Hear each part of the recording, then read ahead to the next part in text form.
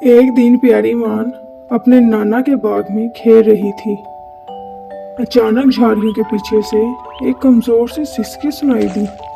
ईमान ने गौर से सुना और फौरन झाड़ियों की तरफ दौड़ी। वहां एक नन्हा सा सफेद खरगोश बैठा था जिसकी आंखों में आंसू थे। ईमान नरमी से बोली, ओह प्यारी खरगोश, तुम क्यों रो रहे हो?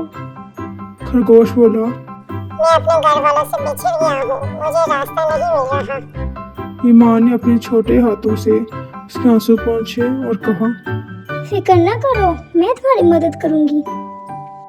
वो खरगोश को लेकर बाग के चारों तरफ तलाश करने लगी। रास्ते में वो हर दरख्त, हर झाड़ी और हर कोने को देखती। अचानक उसे खरगोश के पंजों के छोटे छोटे निशानात नजर आए।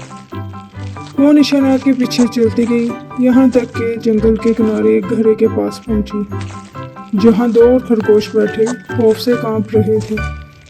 नन्हा खरगोश खुशी से चीखा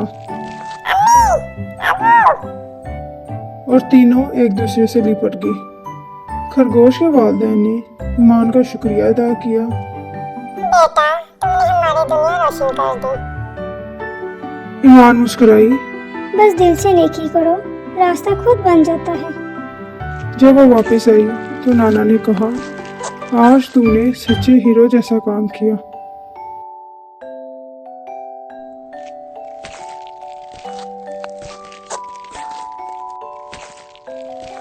प्यारे बच्चों, मैं हूँ आपकी प्यारी ईमान।